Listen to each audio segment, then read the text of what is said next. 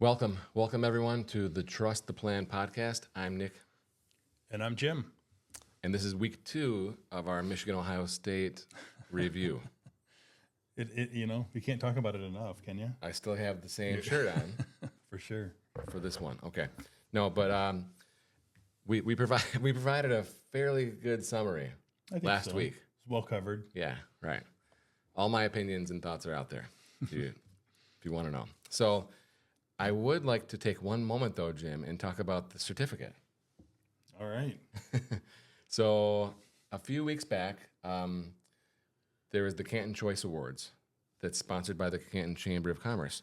And we were awarded this lovely certificate. Thank you to the Canton Chamber.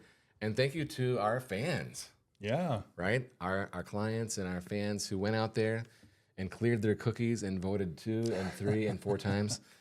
Right. No, this is just a popularity contest. This is, from a compliance point of view, this does not suggest that we do anything better than anyone, right? So let's get that out there in terms of advice and whatever. But it is a popularity contest, and they basically run it through the Canton Chamber website and the Facebook post, and you basically, there's like 10 or so different financial There's advisors. a pretty good number of them to choose from, yeah. Yeah, so we were on that list. I think because we were a Canton Chamber member, and so we rallied the troops and we voted and we won. So thank you all for voting, and we got this lovely certificate that we'd like to share with you now. Anything else you want to talk about that? Yeah, I mean, like you said, maybe it's, call it a popularity contest or whatever, but it's nice that we have enough name recognition and enough people that know us and want to follow us and support us that we were able to get the most votes. Yep, great. So we appreciate it. Thank you very much. So Jim, this week though, we have some new 401k rules. We teased this last week, if you recall. Yep. So what are these new rules for 2025 and the 401s that have you all excited?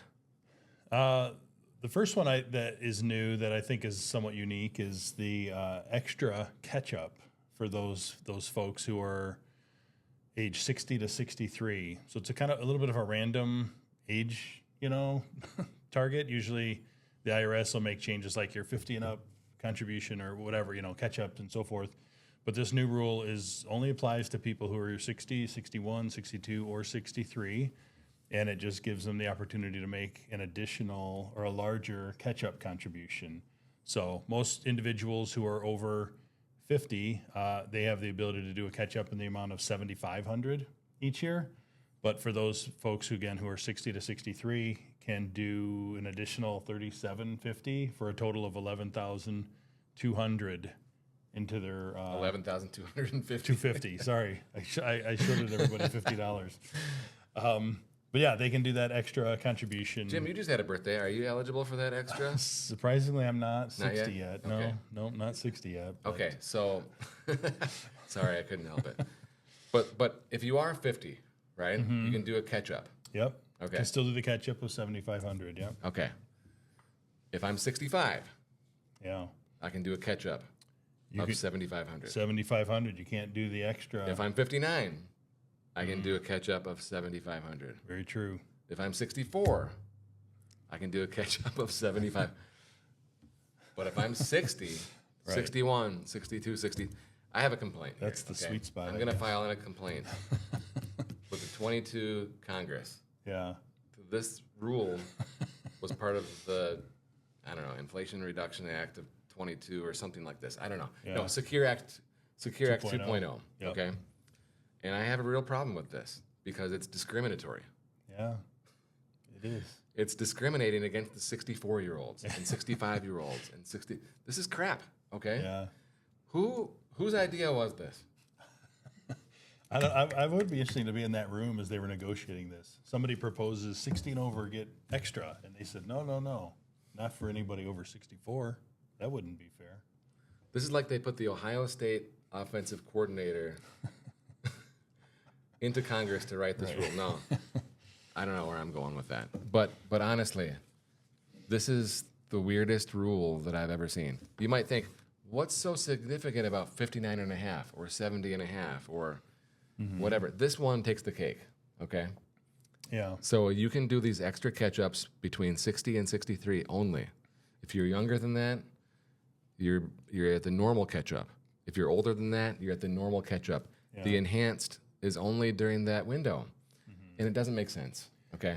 Yeah. I would get it. It would make much more sense if it was a separate, a new catch-up for 60 and older get to do that amount. Right. Why limit Yeah. the? So from 50 to 59, you get the base, Yeah. and 60 plus, you get the new. Yeah.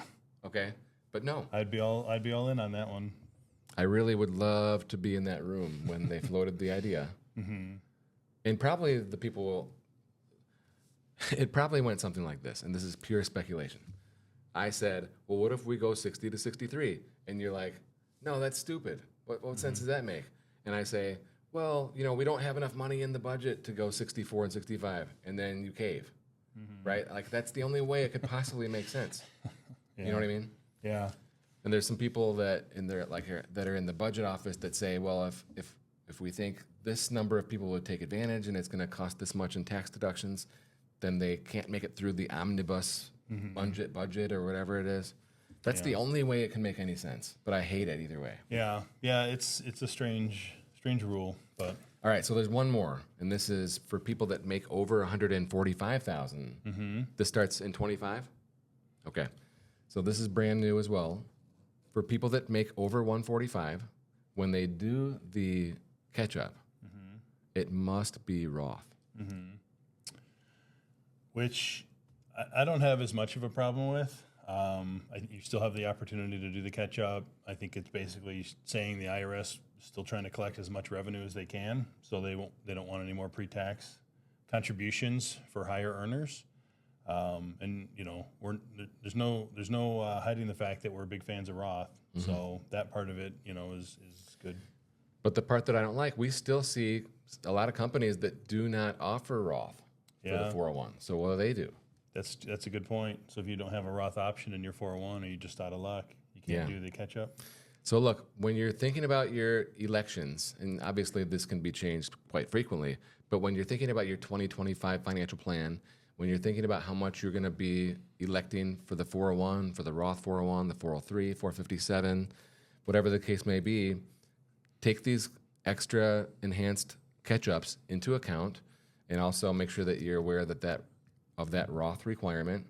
My guess is that there's going to be a lot of record-keeping errors because companies are trying to figure out this stuff and they don't have the systems in place. But if you can take advantage of it, you should. There's no doubt about that. And then if you're a small business owner and you're thinking about setting up a 401 for next year, there are tax credits which will help you offset the cost of setting up a new plan, and that goes through next year as well. So that should definitely be considered, because when you set up a 401, you have to pay for a plan document, which costs a couple $1,000. And so if you have tax credits that offset that, it's like being able to start up a plan for free.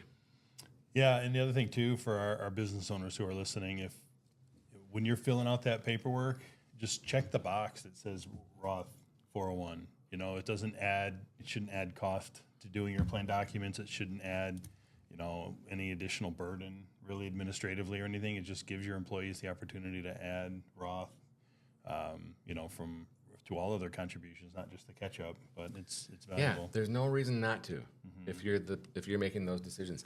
I remember like 10 years ago, Roth 401s were just now becoming popular, right? And I was working with a company, and I said, you guys should really add Roth for next year. And they said, no, we're good. And I was like, why? What's the problem? It costs, there's no record keeping from the company themselves. There's a very small amendment to the plan, a couple $100 to amend the plan. Other than that, you're just offering this huge benefit for your dozens and dozens and dozens of employees, and you're just blocking them from getting those benefits. Yeah, and for some employees, who are high earners, it might be their only chance to really get money into Roth, because in a Roth 401, you're not limited by income like you are in a regular Roth IRA. So it's a really a great advantage for employees to be able to have that. Yeah, Jim, selfishly, when we moved from a simple IRA to a traditional 401k, so a lot of small businesses are on a simple because it's simple. right? You don't have all these rules and regulations. But one of the things that was important to me was that when we went from the simple to the to the 401, we added the Roth component, and that would allow me to contribute, and it also would allow to free up for backdoor Roth IRAs. So if we would have kept the simple, there would have been zero potential for any Roth, period, for the the last 8 years or whatever. Yeah. Zero potential for Roth, and now we have his and hers under 50, 23,000 each, plus the Roth, which is what, 7,500 each for this year, or 7,000. So 23 plus 23 plus 7, all Roth. So that's part of the reason why we did that. Yeah, something else I'll add, I'll just work into this segment too, since we're talking about 401s. You did talk about simple IRAs, and another thing that it looks like it's going to become available in 2025 is simple Roth simples. So being able to do a simple IRA and add a Roth component to it, which is pretty cool, pretty powerful. And I just wanted to find a way to work this chart in. Let's see. Here we go. So people talk about, like Jim, you mentioned a minute ago, right? They're allowing Roth only, which is because they want to get that tax revenue in there, right? Well, look, if we look at tax receipts over the past 10 or 20 years, the green, you can see that the tax revenue is up dramatically. Okay, so the federal government does not have a revenue problem. It has a spending problem. And look at the red. This is both parties, whether both parties are in the White House or Congress, Senate, both parties have a problem. And it's very upsetting to me, okay? So here's the spending to the moon. The red. Okay, Yep. the red. So if you go back to 2000, we had a balanced budget. We actually had a surplus. And then look at this gap, okay? So it's unacceptable. It has to stop. And this is one of the things that is really interesting for next year is Elon and Vivek getting in there, and we'll see if they're going to be able to change any of this. I'm not sure if they will. Yeah, but just the thought of being able to kind of curtail what the government is spending on and eliminating waste and eliminating needless spending seems like a pretty good idea that I think most people would probably be pretty excited about. Yeah, like there's this article I read that said there's like $500 billion of money spent on programs that have ended. Yeah. So if they can just stop that. Right. Just clean up some of that stuff. Yeah. Yeah. So that takes the deficit from like 2 trillion to 1.5 at the start. Right. Okay. But it's going to take a lot more. It's just like you and I paying for Hulu and we forgot we had it and haven't logged in 2 years and we're still paying the bill. It's wasteful. Speaking of Hulu, on Black Friday, I saw a commercial for Hulu 99 cents per month for a whole year. And I thought, I think I'm paying $10. So I log into Hulu. Sure enough, I'm paying $10. So I click cancel. I thought maybe I could cancel and then re-sign up. And it said, "Are you sure you want to go? We'll cut your bill to $3." I was like, okay. Close enough. Yeah. I don't want to go through the hassle. So now my Hulu bill is only $3. So if you want to talk about the federal budget and your Hulu bill and your 401k for next year, reach out to us at peakwm.com. We'd love to have a chat.